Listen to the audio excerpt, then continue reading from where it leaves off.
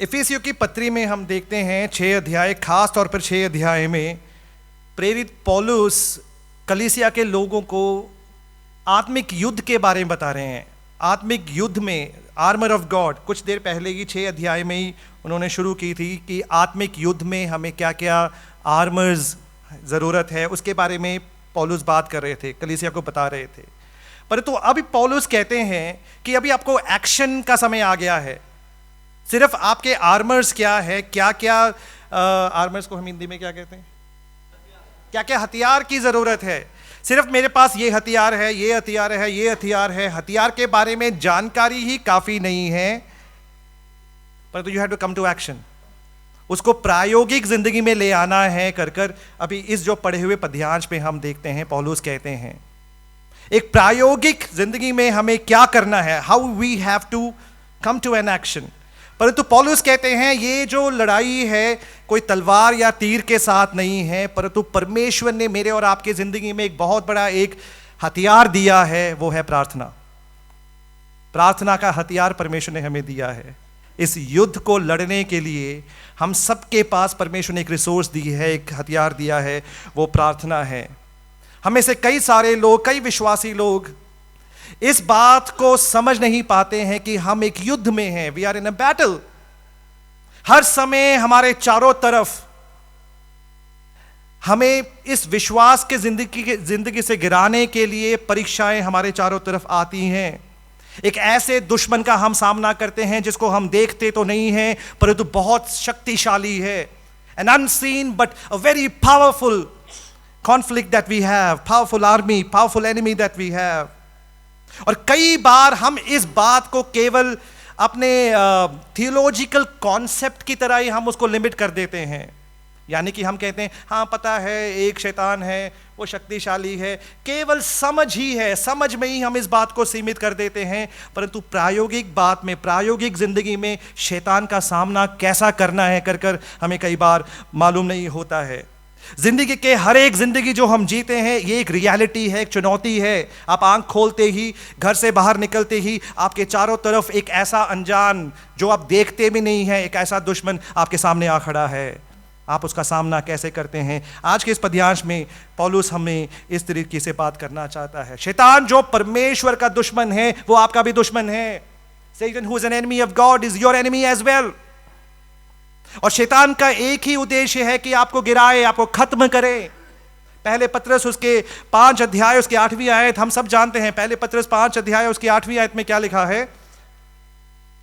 पहले पत्रस 5 अध्याय 8वीं आयत पढ़े, एनीबडी प्लीज। सचेत हो और जागते रहो, क्योंकि तुम्हारा विरोधी शैतान गरजने वाले सिंह के समान इस खोज में रहता है, किसको खाएं, किसको फाड़ खाएं, किसको खत्म करें। शैतान इस खोज में है, ढूंढते हैं कि किसको खत्म करें। कई बार शैतान के उस जाल में मैं और आप हम फंस जाते हैं। बाइबल की भाषा में यदि मैं बोलूं, इफिसियों की पत्री उसके 6वें अध्याय 11वीं आयत में इस प्रकार लिखा है, शैतान scheme, in English it says you know he schemes, scheme लगाते हैं। हम अपने साधारण भाषा में बोलते हैं स्कीम, उसने स्कीम लगाया है कि नहीं। शैतान भी कई बार स्कीम लगाते हैं कि कैसे हमें ट्रिक करें, कैसे हमें फंसाए, और हमें पता भी नहीं चलता कि हम फंसे हैं और फंसकर हम खत्म हो जाते हैं। अब सोचें एक ऐसा एक योद्धा जिसको युद्ध के लिए भेजा था, उसको पता नहीं था कि युद्ध के लिए वो जा रहा है। वो चले जाता है और एक भूमि होती है, उस भूमि के बीच में खड़ा रहता है, उसको पता नहीं युद्ध हो रहा है, कुछ तैयारी नहीं, ही इज नॉट प्रिपेयर्ड, और वहीं खड़ा हुआ है। आपको क्या लगता है कितना देर वो वहाँ पे सर्वाइव कर पाएगा? उसके पास बचने के लिए या डिफेंस के लिए कुछ साधन है ही नहीं, कितना देर बचेगा वो? बताइए। कुछ ज्यादा देर, क्योंकि तैयारी है ही नहीं, ही इज अनप्रिपेयर्ड। कभी भी दुश्मन उसको मार सकते हैं, घेर सकते। यही हमारी जिंदगियों में भी होता है। दुश्मन हमारे चारों तरफ, शैतान हमारे चारों तरफ हमें खत्म करने के लिए जब खड़े होते हैं, हमें पता भी नहीं होता कि ये शैतान का चाल है। और कई बार हम फंस कर हम गिर जाते हैं, हम खत्म हो जाते हैं। इफिसियों की पत्री 6वें अध्याय में पौलुस हमें यह बात को याद दिलाते हैं कि हम सब एक युद्ध भूमि में हैं और हमें सतर्क रहने की ज़रूरत है, हमें तैयार रहने की ज़रूरत है, हमें आत्मिकता में अपने आप को इक्विप करने की ज़रूरत है। करके परमेश्वर के वचन इफिसियों की पत्री 6वें अध्याय में हमें कहते हैं। आप मेरे साथ निकालें याकूब की पत्री पहले अध्याय और उसकी 14वीं आयत, James, book of James chapter 1 and versus 14। याकूब की पत्री पहले अध्याय 14वीं आयत।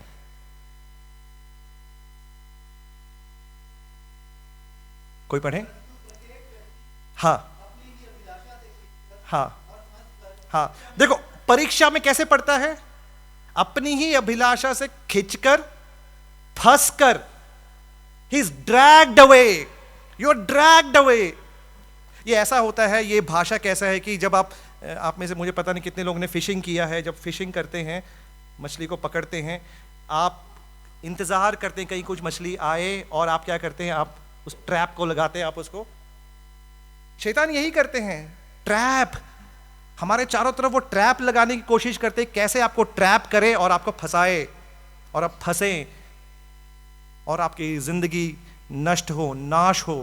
यही कोशिश में शैतान रहते हैं हमारे चारों तरफ।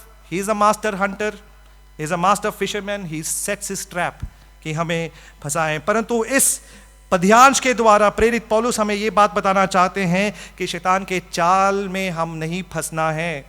We should not and we can not and we would not fall into the trap of Satan और डेविल। 6 अध्याय की 13वीं आयत को पढ़ें। इफिसियों की पत्री 6 अध्याय 13वीं आयत।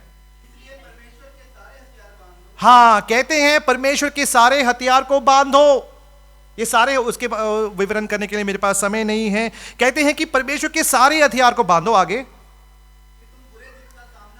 बुरे दिन का सामना कर सको, हाँ, स्थिर रह सको।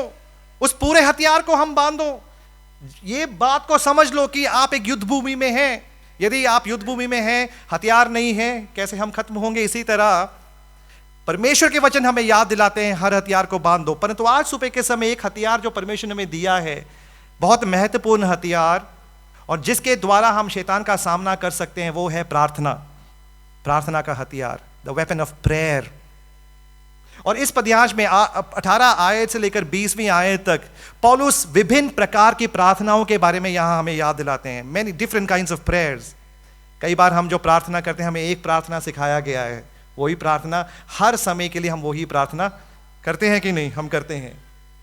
आज सुबह के समय जल्दी मैं आपको प्रार्थनाओं के कुछ डिफरेंट काइंड्स ऑफ प्रेयर्स आज मैं बताऊंगा, ताकि हम शैतान का सामना उन प्रार्थनाओं के द्वारा हम कर सकते हैं। बोलने का मतलब है कि शैतान आपको कैसे फंसाने की जब कोशिश करते हैं, आप ये नहीं कहते कि आप रुको शैतान, मैं चर्च में जाता हूं, 10 किलोमीटर सफर करूंगा, चर्च पहुंचूंगा, उसके बाद मैं तेरे साथ।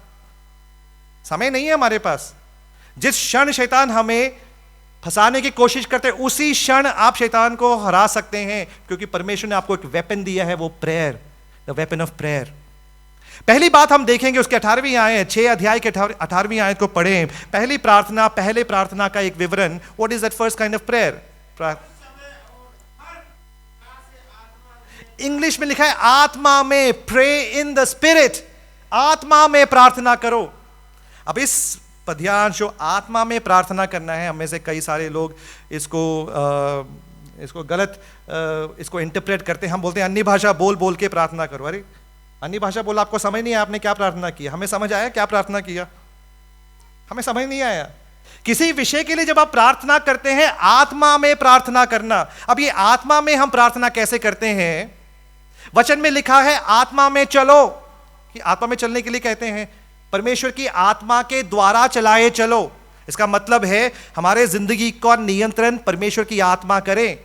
और जब परमेश्वर की आत्मा हमारे जिंदगी को नियंत्रण करते हैं, आत्मा का फल हमारे जिंदगियों से बाहर आती हैं, जैसे कि प्रेम है, लव, पेशेंस, काइंडनेस इंग्लिश में जो है, ये सब फ्रूट ऑफ द स्पिरिट। जब आत्मा हमें चलाते हैं, तब हम आत्मा के फल हमारे जिंदगी के द्वारा बाहर आती हैं। इसी प्रकार जब हम प्रार्थना करते हैं, हमारे प्रार्थना को भी पवित्र आत्मा नियंत्रित प्रार्थनाएं हमारी होनी चाहिए। आत्मा नियंत्रित प्रार्थना। अन्य भाषा के बारे में नहीं कहा है, इसको गलत इसका तर्जुमा नहीं करना है। कई लोग ये पढ़कर आत्मा नियंत्रित प्रार्थना, पवित्र आत्मा हमें कैसे नियंत्रित करें, how the spirit of God will control our prayer life. कई बार हम प्रार्थनाओं में क्या क्या प्रार्थना करते हैं हमें तक नहीं मालूम होता हम क्या प्रार्थना करते हैं। पवित्र आत्मा कहते हैं कि मैं बहुत दुखी हूं तुम्हारे शब्दों से, क्योंकि तुम अभी तक समझे नहीं है कि मेरे तुम्हारे जिंदगी के बारे में योजना क्या है। कई बार हम समझते नहीं कि परमेश्वर की हमारी जिंदगी के बारे में योजना क्या है। परमेश्वर की योजना के विपरीत हम प्रार्थना करते हैं और हम ये आग्रह करते हैं और ये समझते हैं कि परमेश्वर हमारी प्रार्थनाओं को सुन लेंगे, परंतु कई बार परमेश्वर उस प्रार्थनाओं को सुनते नहीं है, क्योंकि हमारी प्रार्थना आत्मा केंद्रित प्रार्थनाएं नहीं है। मैं कुछ एग्जाम्पल्स, कुछ उदाहरण बताना चाहता हूं। आप आत्मा में प्रार्थना तब तक नहीं कर सकते जब तक आपके अंदर पाप है। अरे हम में से कौन कह सकते हमारे अंदर पाप नहीं है? मेरे साथ निकालें भजन संगीता उसके 66, साम 66, भजन संगीता 66 और उसकी 18वीं आयत, साम 66 वर्सेस 18। मन में अनर्थ की बात सोचता प्रभु मेरी ना सुनता। अब कितने बार अनर्थ की बात हमने मन में रखकर प्रार्थना की है और हम सोचते हैं परमेश्वर ने हमारी प्रार्थनाओं को सुन लिया है। ये मैं नहीं कहता हूं, वचन में लिखा है, When I count wickedness in my heart, the Lord will not hear. He will not hear. परमेश्वर सुनते नहीं है। कई बार मैं सोचता हूं कि मैं परमेश्वर के अनुग्रह के सिंहासन की ओर मैं पहुंच जाता हूं, परंतु मेरे अंदर कुछ अनर्थ की बात है, मेरे मन में अनर्थ की बात है, गुप्त पाप मेरे अंदर है, तो परमेश्वर मेरी प्रार्थनाओं को, मैं अपने आप को धोखा दे रहा हूं। I keep my self deceived. प्रार्थना में जाने से पहले, आत्मा में प्रार्थना करने का मतलब यह है, प्रार्थना में जाने से पहले अपने आप को जरा परखें, सर्च योर हार्ट्स। कोई अनर्थ की बात तो है नहीं, कोई विपरीत, परमेश्वर के विपरीत कोई बातें जिंदगी में है तो नहीं। यदि है तो परमेश्वर के साथ मेल मिलाप कर प्रार्थना करें।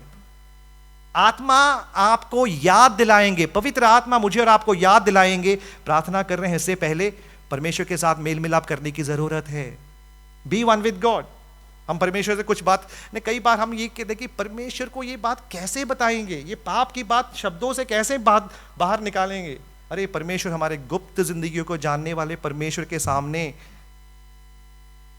क्या हम उस परमेश्वर के सामने परमेश्वर को बता नहीं सकते हैं? तो पहली बात है, आप आत्मा में तब तक नहीं प्रार्थना कर पाएंगे जब तक आपके जीवन में अनर्थ बातें हैं। और दूसरी बात है, आत्मा में प्रार्थना करने का मतलब है परमेश्वर के वचन, परमेश्वर के वचन, परमेश्वर की इच्छा को प्रार्थना करना कि परमेश्वर की इच्छा क्या है। परमेश्वर की इच्छा को समझने के लिए परमेश्वर का वचन ही काफी है ना। कुछ देर पहले ही उसके 6 अध्याय उसके 17वीं आयत को पढ़े, एफेसियों की पत्री 6 अध्याय 17वीं आयत। हाँ, आत्मा की तलवार जो परमेश्वर का, sword of the spirit which is the word of God. तो परमेश्वर के वचन को जानना जरूरी। आत्मा में प्रार्थना करने का मतलब है, यदि हमें परमेश्वर के वचन पता है तो हम परमेश्वर की इच्छा अनुसार हम प्रार्थना करेंगे। परमेश्वर की इच्छा मेरे जीवन के प्रति, हम सबके जीवन के प्रति परमेश्वर की नैतिक इच्छा क्या है, परमेश्वर की संपूर्ण इच्छा क्या है, मैं और आप, हम, मेरी दिशा कहां के लिए है, मेरी यात्रा कहां के लिए है, ये सब बातें यहां पे इसमें लिखा हुआ है। और इस वचन के आधार पर मैं प्रार्थना करूंगा। आत्मा में प्रार्थना करने का मतलब है परमेश्वर की इच्छा को जानकर प्रार्थना, परमेश्वर की इच्छा समझना है, वचन में लिखा हुआ है। और परमेश्वर की इच्छा के विपरीत यदि हम प्रार्थना करते हैं तो हम आत्मा में प्रार्थना नहीं कर पाते हैं। मेरे साथ निकाले रोमियो की पत्री 8 अध्याय, रोमन चैप्टर 8 और उसकी 26 आयत। रोमियो 8 अध्याय 26 आयत। हाँ हाँ हाँ। आत्मा हमारे निर्बलता में हमारी सहायता करते हैं, क्योंकि हम नहीं जानते हैं तो कई बार इसको भी गलत तर्जुमा करते हैं। इसको भी बोलते हैं कि अन्य भाषा में, ये अन्य भाषा की बात नहीं कर ही नहीं रहे हैं। आपने कई बार आपने अनुभव किया होगा कि आपको प्रार्थना करने के लिए आपके अंदर कुछ शब्द ही नहीं है। कई बार मेरी प्रार्थनाएं सिर्फ 2 वर्ड्स में सीमित हो जाती हैं। कई बार मैं प्रार्थना करता हूं, प्रभु करुणा दिखा, Lord have mercy, just that one word prayer, और वर्ड्स आ ही नहीं रहे हैं। मन पूरा भरा हुआ है।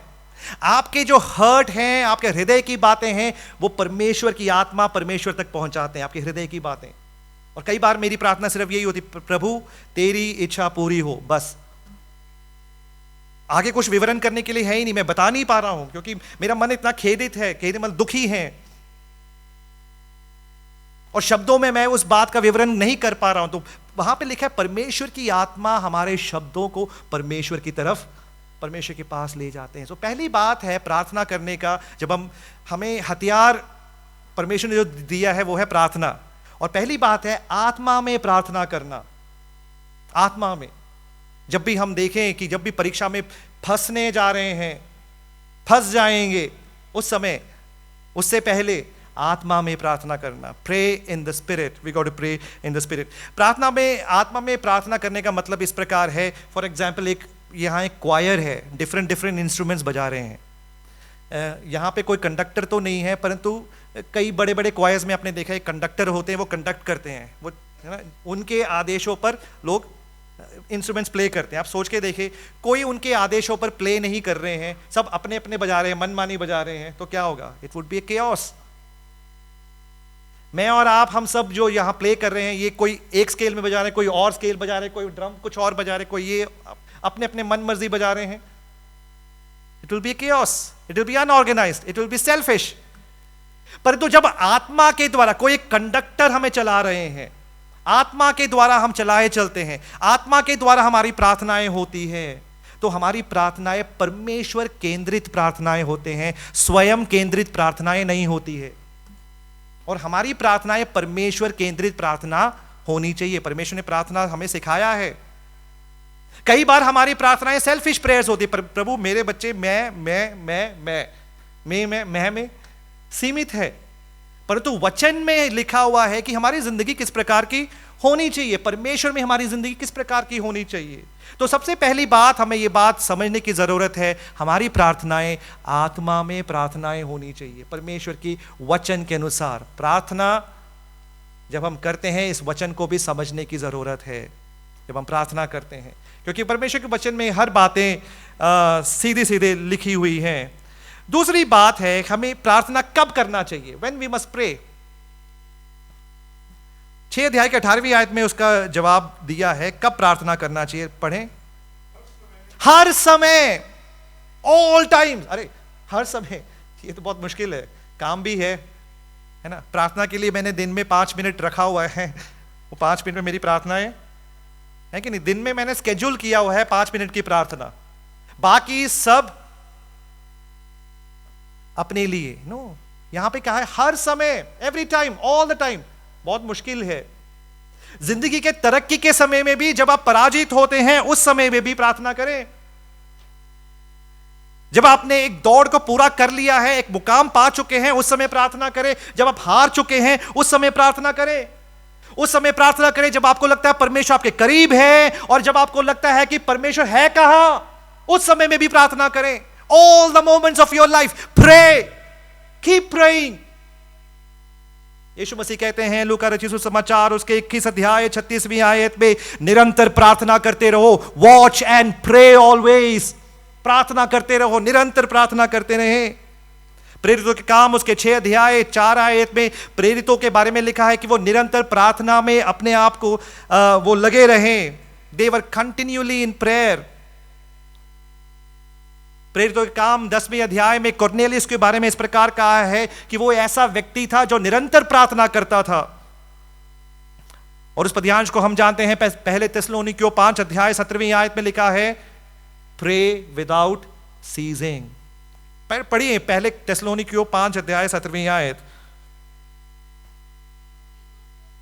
हाँ हाँ हाँ हाँ, आगे पढ़े। हाँ हाँ पहले तेस्सलोनिकियों 5 अध्याय 17वीं आयत। निरंतर प्रार्थना में लगे रहो। Pray without ceasing, without ceasing, कोई फुल स्टॉप नहीं। कीप प्रेइंग, निरंतर प्रार्थना करते रहो। इसका मतलब है कि you should have a God consciousness. मैं कहता हूं गॉड कॉन्शियसनेस जिंदगी के हर एक पहलू में कि एक परमेश्वर है, एक परमेश्वर का ऑडियंस। जरूरी नहीं कि चर्च में आकर ही प्रार्थना करते ही प्रार्थना प्रभु सुनते हैं, नहीं। A God consciousness, everything filtered in life with that God enhanced vision. जीवन के जो हर पहलू है वो आप परमेश्वर के दर्शन के आधार पर जिंदगी को आप चलाते हैं। जो भी काम करते हैं, प्रार्थना प्रार्थना प्रार्थना, परमेश्वर से बातचीत। चलते समय, बैठते समय, उठते समय परमेश्वर से बातचीत। Have an audience with God. कभी मुझे पता नहीं आप में से कितने लोगों ने एक्सपीरियंस किया है, चलते फिरते उठते बैठते परमेश्वर से बातचीत, प्रार्थना करना, निरंतर प्रार्थना करते रहे। कई बार मैंने जैसे कहा कि हमारी प्रार्थनाएं कुछ समयों के लिए सीमित रहती हैं। जब जिंदगी में अच्छा समय हो तो हम खुश हैं तो प्रार्थना करेंगे, जब दुखी है तो परमेश्वर तू कहां, where are you God when I am hurt. निरंतर प्रार्थना करते रहें। आप सोच के देखिए, आपके घर पे कोई एक मित्र आए हैं, क्लोज फ्रेंड विजिट्स यू, और आपने उनको गेस्ट रूम में रख दिया है। पूरे दिन आप अपने कामों में, मैं और आप अपने कामों में बहुत ही व्यस्त हैं, we are busy in our life. दोस्त को गेस्ट रूम में रख दिया है, कितना रूड होगा। वो गेस्ट बोलेगा अच्छा था कि मैं अपने घर पे रहूं, आपके घर में मैं क्यों आया। यही हमारे साथ कई बार होता है। परमेश्वर जो हमारे साथ है, हमारे करीब है, परमेश्वर की आत्मा जो हमारे अंदर है, पवित्र आत्मा जो हमारे अंदर वास करते हैं, कितना समय हम परमेश्वर के साथ बिताते हैं, जिंदगी के कितना समय हम परमेश्वर के साथ व्यतीत करते हैं। It will be rude to have God with us and never have a conversation with him. कितना भयानक बात होगा कि परमेश्वर निरंतर हमारे साथ रहने के बाद भी हमारे जिंदगियों के कोई भी बात हम परमेश्वर के साथ बातचीत नहीं करते हैं।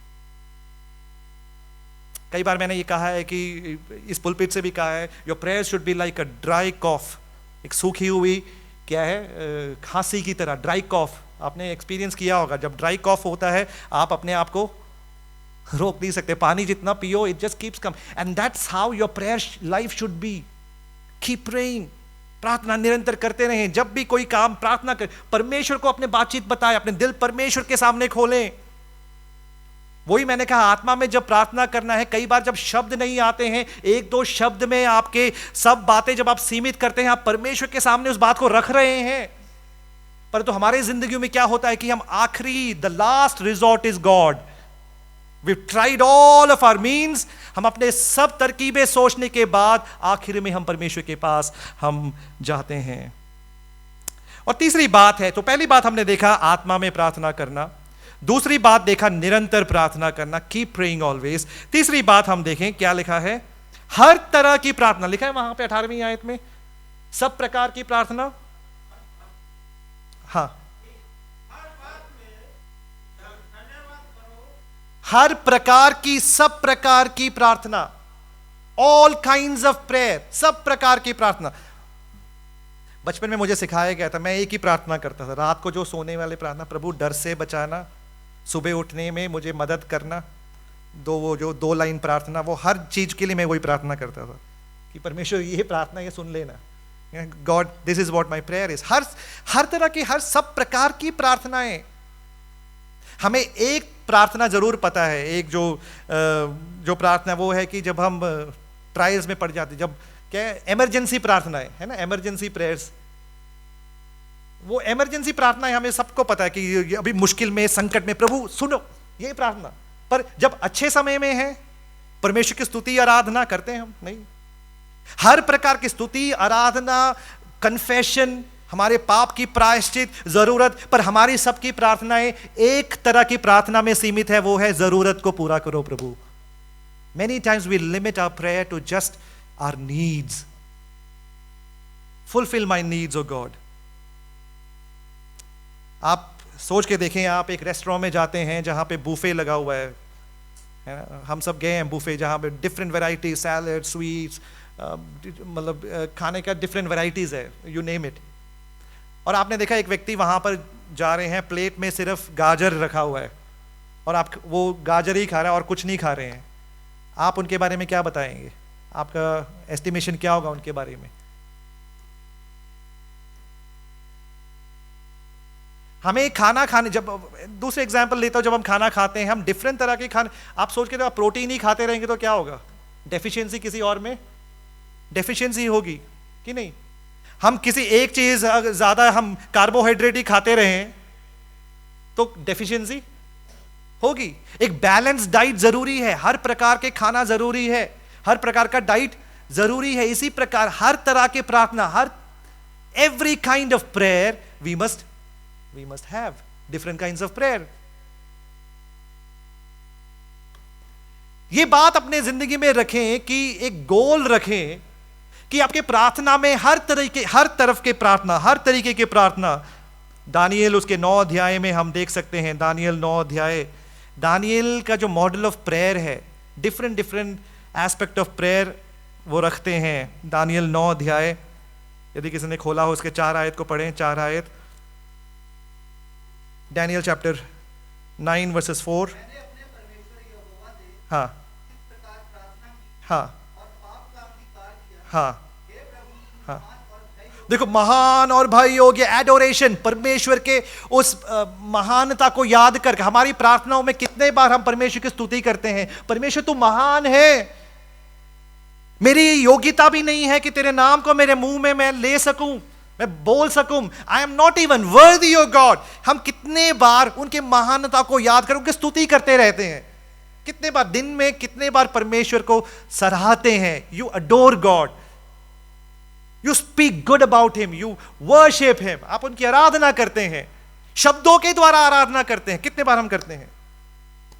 हमारी प्रार्थनाएं अधिकतर हमारी जरूरत में ही सीमित हो जाती हैं। यहां पे लिखा है हर तरह के प्रार्थनाएं करें। उसकी 15वीं आयत को पढ़ें, 15वीं आयत, दानियल 9 अध्याय 15वीं आयत। हाँ हाँ हाँ हाँ हाँ हाँ, थैंक्स गिव, परमेश्वर को धन्यवाद देना। हमारी प्रार्थनाओं में परमेश्वर की स्तुति, परमेश्वर को धन्यवाद देना, पश्चाताप की प्रार्थनाएं और जो हमारी निवेदन है वो परमेश्वर के सामने हम रखते हैं। प्रार्थनाओं में ये सब बातें इंक्लूड होनी चाहिए। प्रार्थना केवल हमारे निवेदन नहीं, केवल हमारे जरूरतें नहीं, जब प्रार्थना करते हैं परमेश्वर की स्तुति आराधना भी करें, परमेश्वर को धन्यवाद भी दें, परमेश्वर को सराहें, adore God for who he is। हर तरह के, सब तरह के प्रार्थना करना हमें मालूम होना चाहिए। हम फैमिली में जब हम प्रेयर करते हैं, हम फैमिली में कई बार हम हमारी बेटी को भी इंक्लूड करते हैं प्रार्थना में। पर एक बार ऐसा हुआ कि जब हम प्रेयर कर रहे थे तो नोरा मुझसे कहती कि पापा आज मैं प्रेयर करूंगी। मैं बहुत खुश हुआ, अरे इतनी छोटी सी लड़की कहती पापा आज मैं प्रेयर करूंगी। तो मैंने कहा ठीक है बेटा, आप प्रेयर करो। तो उसने प्रेयर किया। उसके बाद मुझे थोड़ा सा एक जिज्ञासा हुआ, पूछूं कि बेटा आपको क्या इंस्पायर किया कि आप प्रेयर करें? पापा प्रेयर करते, मम्मी करते, पर आज आप क्यों प्रेयर करें? क्योंकि आपकी प्रार्थना इतनी लंबी होती है पापा, your prayer is so long, मुझे नींद आ जाती है। तो इसलिए मैंने कहा कि पापा आप ना करो, मैं आज प्रेयर करती, ताकि छोटे से एक लाइन प्रेयर करके हर तरह की प्रार्थना, you should know when to pray, what to pray, include what kind of prayers. हम अपने विषय में आए, हमें पता होना चाहिए कि हमारे चारों तरफ शैतान गरजने वाले सिंह की तरह हमें खत्म करने के लिए कोशिश कर रहे हैं, हमें फंसाने के लिए कोशिश कर रहे हैं। हमें पता होना चाहिए कि हम युद्ध भूमि में हैं, मसीह लोग युद्ध भूमि में हैं, we are in the battle field. शैतान कई बार कभी भी हमें गिरा सकते हैं, परंतु परमेश्वर ने हमें एक आर्मर दिया है, वो प्रार्थना। कभी भी प्रार्थना कर, कभी भी, किसी समय, किसी भी वक्त प्रार्थना कर सकते हैं, परमेश्वर को बता सकते हैं, सराह सकते हैं। और अगली प्रार्थना है, नेक्स्ट प्रेयर है, वो है watchful prayer, B on alert, सावधान रहो। वॉचफुल प्रेयर, सावधान रहकर हम प्रार्थना करते हैं। कि जब हम प्रार्थना करते हैं हम सावधान रहते हैं कि कब हम व्हेन वी आर अटैक्ड। इसका मतलब यह है कि स्लीपलेस प्रेयर, कि हम बिना सोकर प्रार्थना करें। आपने कई बार आपने ये अनुभव किया होगा, जब प्रार्थना करना शुरू कर लेते हैं तब क्या होता है?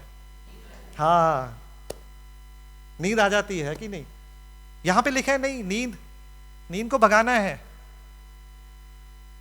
क्योंकि आप प्रार्थना कर रहे हैं। सर्वेश, आप सोच के देखो, आपको बुलाया गया है प्रेसिडेंट के चेंबर में, उनसे बातचीत करने के लिए बुलाया गया है, और आप कह रहे हैं कि president, I need to sleep for 10 minutes and then I will talk to you. 10 minute में सो जाऊं होता है? You talking to God.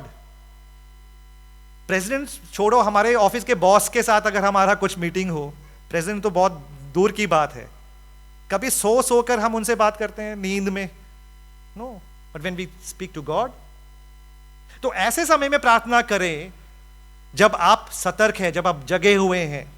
कई लोगों की प्रार्थना ये होती है कि नींद है, नींद के बीच में पता नहीं क्या क्या बोलते हैं, बाद में पता चलता है कि आपको इंटरप्रेट करना पड़ता है कि क्या क्या बोल रहे थे।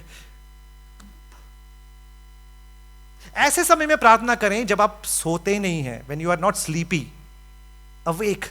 क्योंकि जो शब्द, जो परमेश्वर के साथ आप बात कॉन्वर्जेशन करते हैं, आपको पता होना चाहिए कि आप किस बात की कॉन्वर्जेशन कर रहे हैं, परमेश्वर से कैसे आप बातचीत कर रहे हैं। बाइबल में कई जगह पे लिखा है सतर्क रहो और प्रार्थना करो, be on alert and pray, watch out and pray, watch out and pray. सतर्क रहो, वॉच आउट। पतरस के बारे में हम जानते हैं, पतरस जब जगना चाहिए था जगा नहीं, और क्या किया? सो गया। शाऊल के बारे में जानते हैं, जब शाऊल सो गया था तो उसका भाला ले लिया गया। When Saul was sleeping, his spear was taken off। Samson के बारे में हम सब जानते हैं, जब सो गया था, सतर्क रहता तो बच जाता कि नहीं? सतर्क रहने के लिए क्या है? Be on watch, be on alert, pray, keep praying. इसका मतलब ये नहीं कि हम सोए ना, सुबह से शाम तक प्रार्थना करते रहें, परंतु बात यह है कि जो बातें आपको सोने के लिए मजबूर करते हैं, प्रार्थना करते समय, सुबह से थक गए हैं। मेरा स्वभाव ये है, अगर मैं सुबह से थक गया हूं, मैं अपने आप को जबरदस्ती प्रार्थना में नहीं अपने आप को इन्वॉल्व करवाता। आई टेल गॉड कि परमेश्वर जैसे हमें समझने वाले और कौन हो सकते हैं कि नहीं? कई बार हम कितने परमेश्वर के सामने ना इंप्रेस करने के लिए कि नहीं, परमेश्वर मैं आधे घंटे आपके साथ बिता रहा हूं, परमेश्वर कहता है सो जा, अच्छा है सो जाओ, स्लीप। क्यों? परमेश्वर हमारे हृदय को समझते हैं। व्हेन आई गेट टायर्ड, जब मैं थक जाता हूं, मैं सिर्फ 1-2 शब्द प्रार्थना करता हूं, प्रभु पूरा दिन मैं आज बहुत थका हुआ था, ये जो समय आज मैं जो गवाया है, कल अगर आपने मुझे दिया तो ये समय मैं आपके लिए बिताऊंगा, आपसे प्रार्थना करूंगा, परंतु अभी मैं थका हूं, मैं सोना। An honest conversation with God, परमेश्वर के साथ एक ऑनेस्ट कॉन्वर्जेशन हम करते हैं। पर एट द सेम टाइम यहां पे लिखा है कि सतर्क रहकर आप प्रार्थना करें। सतर्क रहने का मतलब है कि आपको पता होना चाहिए कि हमारे चारों तरफ शैतान है। ऐसे ना रहे कि शैतान है ही नहीं। सतर्क रहें, वॉच आउट। जब हम सतर्क रहते हैं तभी हम नींद नहीं आएगी। सतर्क रहते तो हमें प्रार्थना में मजबूर हम होंगे, प्रार्थना मुझे करना है। पहले पतरस 4 अध्याय और उसकी 7वीं आयत, 1 पीटर चैप्टर 4:7, हम जल्दी समाप्त करेंगे। पहले पतरस 4 अध्याय 7वीं आयत। हाँ, संयमी, सब बातों का अंत तुरंत होने वाला है। जब हमें पता चले कि कल सब कुछ समाप्त होने वाला है तो आज हम सोएंगे सोएंगे नहीं, हम सब कुछ चीजें ऑर्डर में करेंगे। वहां पे लिखा है सब बातों का अंत होने वाला है, सतर्क रहो, watch out, be on alert, pray, don't sleep. कई बार जब हम प्रार्थना करते हैं हमें पता नहीं होता हम क्या प्रार्थना, जैसे मैंने पहले कहा, मैं कई मेरे दोस्त लोग थे तो उनके साथ जब प्रार्थना करते बाद में मुझे पूछना पड़ता क्या प्रार्थना किया आप, या नींद में था मैं, वर्ड्स पता नहीं क्या बोला मैंने, मुझे भी नहीं पता। अरे तो अच्छी बात क्या होती है, मैं क्या करता हूं जब कोई मुझे बोले कि आपने इस विषय के लिए प्रार्थना करना है, मैं लिख लेता हूं, उन चीजों को लिखता हूं, ताकि प्रार्थना करने से पहले मैं वो लिस्ट को देखता हूं कि हाँ ये बात है, इतनी लिस्ट, ये बातें मुझे आज प्रार्थना करना है। नहीं तो सिस्टम से, नहीं तो हम सोच अपने आप को फोर्स करते याद करने के लिए किस बात के लिए प्रार्थना करना है, अंत में हम अपने लिए प्रार्थना करके हम अपने प्रार्थनाओं को समाप्त करते हैं कि नहीं? क्योंकि हमें अपनी जरूरत पता है, दूसरों के बारे में हम क्यों याद रखें। जब दूसरे है कि नहीं, आपसे कोई बोलता है प्रार्थना करना, प्लीज प्रार्थना, हमारा जवाब क्या होता है? हाँ हाँ हाँ। और दूसरे व्यक्ति भी कितना इंकरेज होता है, ये व्यक्ति मेरे लिए जरूर प्रार्थना, पर हम तो कभी भूल ही गए हैं। अच्छा होता है लिखो उसको अपनी डायरी में, जर्नल में लिखो। जब आप प्रार्थना, हम स्वयं केंद्रित प्रार्थनाएं ना करें, दूसरों के लिए प्रार्थना करें। Keep writing it, have a journal, लिखो उन चीजों को। बी ऑन अलर्ट, दूसरों के लिए प्रार्थना हम करें। नेक्स्ट प्रेयर है, जो अगला प्रार्थना है, वहां पे इंग्लिश में लिखा है परसिस्टेंट प्रेयर। परसिस्टेंट मतलब निरंतर प्रार्थना करते रहे, निरंतर, continuous, keep praying, persistent prayer, keep on praying. आप में से कई सारे लोग होंगे जो अपने परिवार के जनों के लिए प्रार्थना कर रहे हैं, कितने सालों से प्रार्थना कर रहे हैं, और आप ऐसे एक मोड पे आए हैं कि आप कह रहे बस अब नहीं। तो वचन में लिखा है प्रार्थना करते रहो निरंतर, कीप प्रेइंग, कीप प्रेइंग। किसी ने इस प्रकार कहा, कई लोग अपने प्रार्थना को समाप्त करने या प्रार्थना को खत्म करने की कोशिश करते हैं। They quit on praying when God was about to answer them. जब परमेश्वर उनके प्रार्थनाओं को जवाब देने ही वाले थे कि उन्होंने प्रार्थना करना छोड़ दिया। एक परमेश्वर के दास थे जॉर्ज मुलर, वो उनका एक ऑर्फनेज था, बहुत इनके टेस्टिमनीज हैं। जॉर्ज मुलर के बारे में आपने सुना होगा। जॉर्ज मुलर अपने दो दोस्तों के लिए प्रार्थना करते थे, कम से कम ही टुक अराउंड 50 years, 50 साल दोनों दोस्तों के लिए प्रार्थना करने के लिए लगे। किसी ने उनसे कहा कि आप क्यों ये प्रार्थना करते हो जब 50 इतने सारे साल, छोड़ो। तो उन्होंने ये कहा कि यदि परमेश्वर ने नहीं चाहा होता, if God did not permit me to stop my prayers, then why should I stop praying. परमेश्वर की आत्मा जब तक आपको बोलते नहीं है इस विषय के लिए बंद करो प्रार्थना, तब तक आपको क्या करना चाहिए। इस प्रकार कहा गया है, जॉर्ज मुलर की मृत्यु से कुछ देर पहले एक व्यक्ति विश्वास में आए, उनके मृत्यु के कुछ देर बाद दूसरा व्यक्ति विश्वास में आ गए। Prayed for 50 years। मैं और आप अपने प्रार्थनाओं के कुछ समय के बाद हम प्रार्थना करना छोड़ देते हैं। मैं एक अपने दोस्त के लिए प्रार्थना कर रहा हूं, पिछले 15 साल से प्रार्थना कर रहा हूं, 15 years, अभी तक मैंने छोड़ा नहीं प्रार्थना, अभी तक जवाब भी नहीं मिला है। I keep praying, keep praying, keep praying, keep on praying. और आखिरी प्रार्थना इस प्रकार है, दूसरों के लिए प्रार्थना करो। बहुत important, this is last prayer. क्या लिखा है दूसरों के लिए? वहां पे क्या लिखा, पढ़ें उसके 17वीं 18वीं आयत, सॉरी 19 आयत, 18-19 आयत। हाँ हाँ,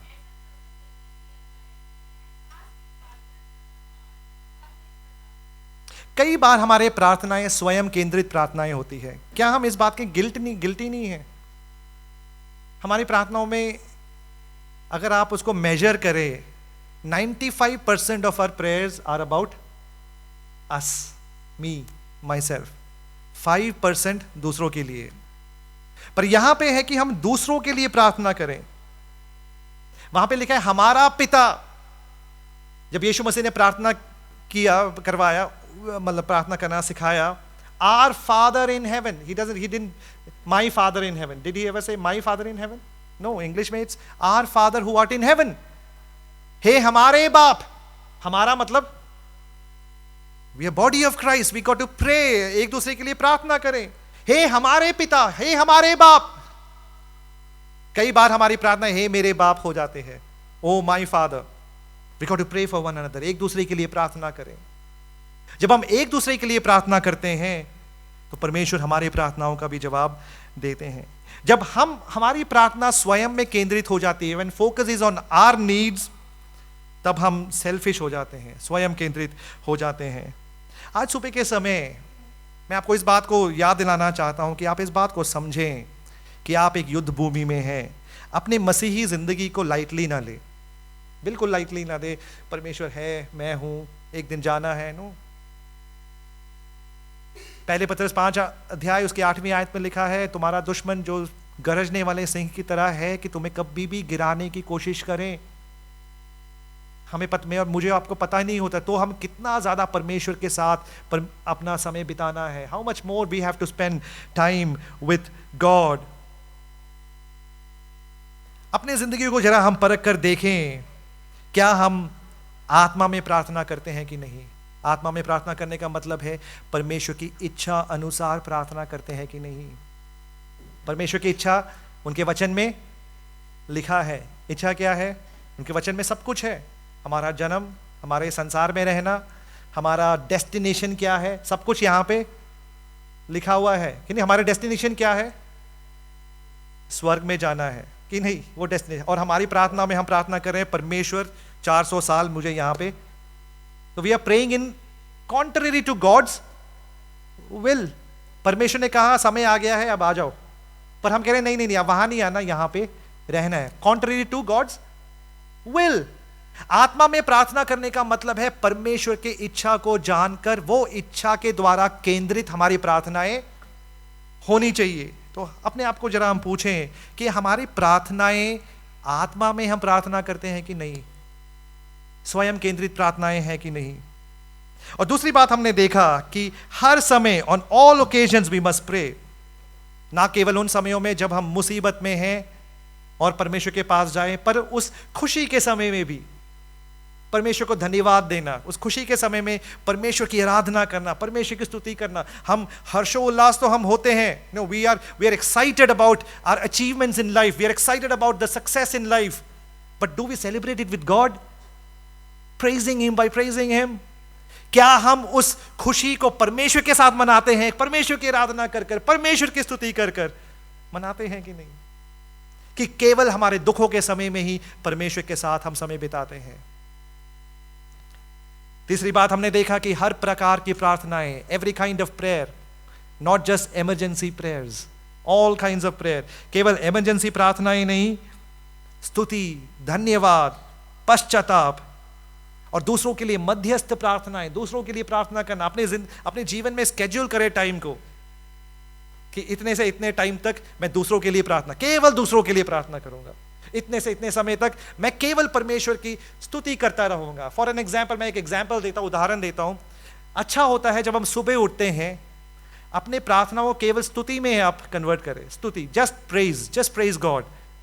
कितने सारे विषय स्तुति करने के, सुबह उठते ही प्रभु आज का दिन जो तूने मुझे दिया, स्तुति तेरा हो। परिवार जो आपने मुझे दी, ये जो कुर्सी में मैं बैठा हूं, ये कुर्सी जो तूने मुझे दिया, ये जो कपड़े मैं पहन रहा हूं, ये कपड़े जो तूने मुझे, स्तुति करने के लिए विषय है कि नहीं है? बहुत सारे विषय है। तब हम अपने प्रार्थनाएं अपने में केंद्रित नहीं करेंगे, हम स्तुति करते रहेंगे। We will keep on praising him, keep on praising him. What a beautiful moment it would be when you start your day with thanking God, praising him. जब आपने दिन की शुरुआत जब परमेश्वर की स्तुति कर कर जब आप शुरू करते हैं, मैं आपसे पूछना चाहूंगा बाद में, आप कभी मुझे बताना कि आपका दिन कैसा रहा। When you start your day by praising God, just praising God. फिर कुछ समय ऐसा निकाले कि आज के इतने समय में, आधा एक घंटे में दूसरों के लिए, केवल दूसरों के लिए प्रार्थना, अपने लिए नहीं, दूसरों के लिए प्रार्थना करूंगा। रात के समय सोने से पहले अपनी जिंदगी का एक पूरा एक मेजरमेंट ले, लाइफ का एक चेक ले, क्या क्या गलतियां आज की, पवित्र आत्मा से कहे कि पवित्र आत्मा मुझे याद दिलाए, remind me of the sins that I have done. किसी को ठेस पहुंचाए, मेरे शब्द जो सही नहीं निकले, ask the holy spirit to remind. Confession, रात के समय जब सोने से पहले कन्फेस करें, परमेश्वर से पश्चाताप करें, ताकि चैन की नींद सोएं, यू कैन स्लीप पीसफुली। दूसरों की जरूरत के लिए प्रार्थना, हर तरह की प्रार्थनाएं हम करें। और उसके बाद लिखा है कि हम सतर्क रहकर प्रार्थना करें, बी ऑन द वॉच। सतर्क रहने का मतलब है हमारी प्रार्थनाएं केवल एक समय के लिए हम सीमित नहीं रखेंगे। जब गाड़ी चलाते समय सतर्क रहना है, शैतान कोशिश कर रहा है, सतर्क रहना है, प्रार्थना करना है, keep praying, watch out, pray, keep praying. बातचीत करें परमेश्वर से, सतर्क रहकर प्रार्थना करें, बातचीत करें। और आखिर में कहते हैं दूसरों के लिए प्रार्थना करें। इस बात को समझ ले कि हम सब उस परमेश्वर के शरीर के अंग हैं। We are part of the body of Christ. हम सबको एक दूसरे की जरूरत है, मुझे आपकी जरूरत है, आपको मेरी जरूरत है। हम सबको परमेश्वर, आपने सुना, वो सरमन सुना होगा जब हमने बात की थी आत्मिक वरदान। परमेश्वर ने मुझे और आपको आत्मिक वरदान दिया है, कोई ना कोई वरदान आपको मुझे दिया है, ताकि हम एक दूसरे को म्यूचुअली एंकरेज करें, ताकि ये वरदान के द्वारा कलीसिया उत्साहित हो। आपको परमेश्वर ने वरदान दिया है दूसरों को उत्साह देने के लिए, और मैं अपने वरदान को इस्तेमाल ना करते हुए मैं बैठा हुआ हूं।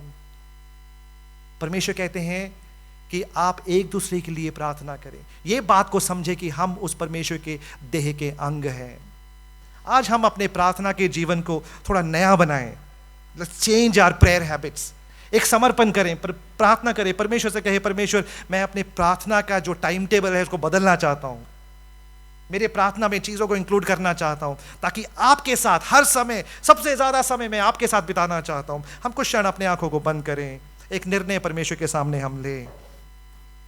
आज का संदेश केवल एक थियोरेटिकल एक सरमन ना हो, एक थियोरेटिकल एक्सरसाइज ना हो। एक समर्पण करें कि आपकी प्रार्थना, मेरी और आपकी प्रार्थना की जिंदगी थोड़ा और गहराई में चले जाए। पवित्र आत्मा को बोलें, बताएं, ask the holy spirit to guide your prayers, कि आपके प्रार्थनाओं को पवित्र आत्मा नियंत्रण करने पाए।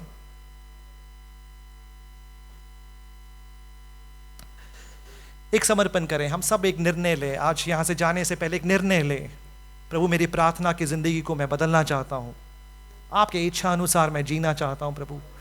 निरंतर प्रार्थना करना चाहता हूं, हर प्रकार की प्रार्थना करना चाहता हूं, दूसरों के लिए प्रार्थना करना चाहता हूं, दूसरों के लिए मध्यस्थ प्रार्थना करना चाहता हूं प्रभु। पश्चाताप की प्रार्थनाएं मैं करना चाहता हूं प्रभु। निरंतर, frequently, consistently I want to pray God, pray for others.